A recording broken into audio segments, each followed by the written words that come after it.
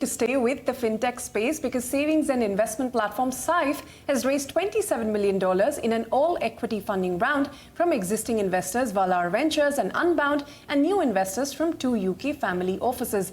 This funding is going to help them accelerate expansion and development across Asia, led by their headquarters in Gurugram in India. For more on the company's growth outlook and this funding round, joining me now is Dhruv Arora, the founder and CEO of Syfe. Dhruv, thanks very much for your time here on CNBC-TV18. For our viewers, just briefly take us through what Syfe is about, the kind of presence you've built across India, Singapore, Hong Kong and Australia, and what now the business size is in terms of total assets under management.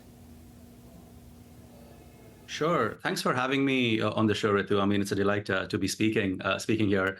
So we started the business in 2019 in Singapore with a very simple mission. How do we empower everyday individuals to build their wealth for a better future?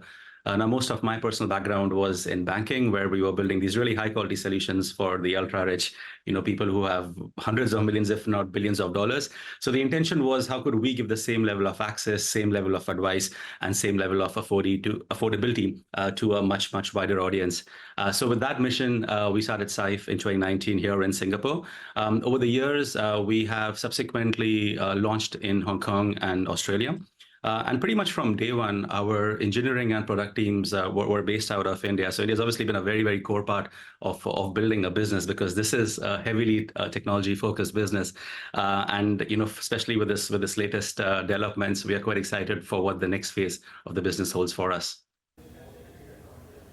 Well, what sort of customer and AUM growth are you targeting from here on then? And, are there other wealth-related ventures that we'll see you enter? If you could give an outlook for business growth in the coming year or so.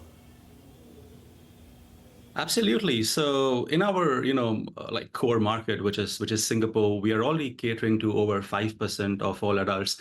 So already north of 100,000 funded active users onto the platform. Now, I think primarily for us, the focus will be developed Asia in the near term, which is why markets such as, Hong Kong and Australia become very, very attractive. What has been really fascinating, Ritu, has been over the last year, it's not just the growth in users, what we've seen, but it's also the share of the users that we've been seeing. So just take the last, 12 months, for example, our average AUM per user has, more than doubled. And that's quite remarkable because, the markets have been relatively volatile. But if you look at our growth, at the end of the day, we've been doubling, year on year pretty much for the last few years. As far as the opportunity stands, I still think we are just scraping the surface, right? Because Singapore alone is a $1 trillion wealth market. Once you start adding markets like Hong Kong and Australia, and I tell the team, if we can even capture, 1% of what the broader opportunity, offers, I think, getting to a 50 or $100 billion AUM is well within our grasp. Well, on that note then, what is the company now valued at with your latest round of funding, $27 million now? And how exactly are you going to deploy this for expansion? How many more employees are you looking to add in Gurgaon? And, what new products can we see from you?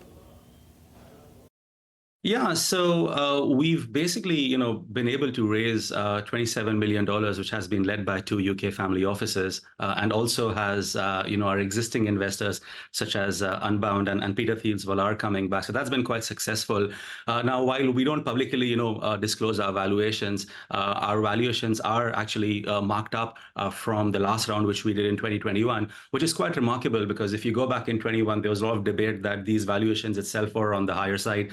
So for us to actually grow from there, grow on great terms, and being able to end up raising, almost more like capital than we actually needed is quite a remarkable feat and something we're very happy about.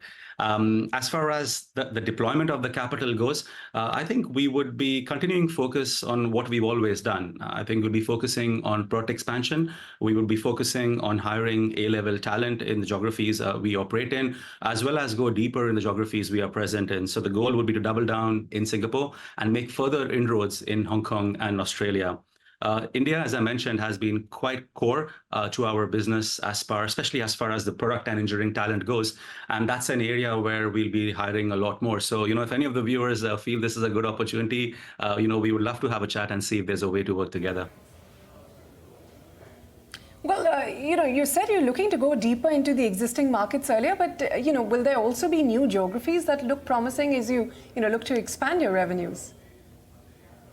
Yeah, so I think one thing that's been great for us, Ritu, is that despite the growth that has come for the business over the last, few years, we've actually been doing it quite sustainably. So our core business is already profitable, which actually gives us ammunition technically to go and launch, other geographies. But as I mentioned, we still believe we are just scraping the surface of the markets that we are present in. So I would say in the immediate future, when I look at maybe the next 24, 36-month horizon, we would be focusing a lot more on Hong Kong, Australia, and Singapore.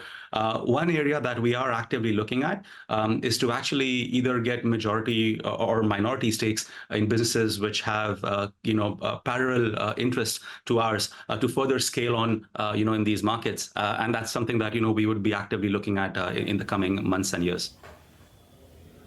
Okay, we'll wait to hear more on that. But since you brought up profitability in your core business, you're profitable in your Singapore market as of now. How do you plan to replicate this in other markets and be profitable at a consolidated basis? And how soon do you think you'll be able to achieve it? Yeah, that's a great question, Ritu. And even before this fundraise, we had put ourselves a target of by middle of next year, and that target does remain.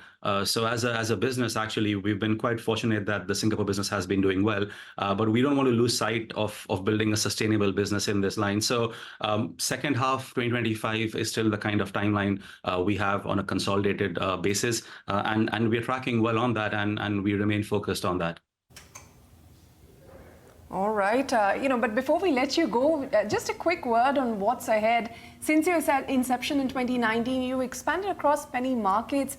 What are the fastest growing markets for you? And, what is the plan going forward in terms of new areas of business you hinted at that you may look at? Yeah, it's actually a very good question, and the reason I say this is that now I've been one way or the other involved in finance, right from starting my career with UBS in Hong Kong for almost about 16 years. And if there's one thing that I have really learned in the last decade and a half is the everyday consumer is getting a lot more savvier. They have access to the right tools. There's a lot of information online, and they are looking for what is right. And one thing we always say is if we don't build the right solution for the user, somebody else will. So the way how we've acted is that we've said, could we build one platform where people could manage their wealth? Now, what does that really translate? As it stands, it translates for us in 3 verticals. If you know what you want to do, we have a brokerage arm, so you can buy and sell stocks on your own.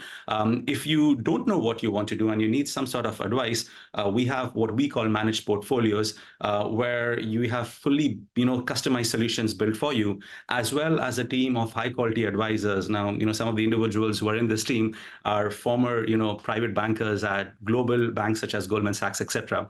And the third vertical, if you don't want to, buy stocks or want somebody else to just want to stay on the sidelines. It's cash management, where we actually have products that give you, much better rates than what a saving account or a fixed deposit account in the bank would do. So given this gamut actually covers the use case for, in my view, almost about 80 to 90% of our users, we actually would love to go a little bit deeper in it. Dhruv, that's all the time we had, but we wish you all the very best with all of these plans that you've outlined. It was a pleasure speaking with you. Well, with that, it's time for us to head into a short break. But coming up, online salon services provider Yes Madam has forayed into the offline space and is ready to take on physical salon chains. More on the other side. Stay tuned.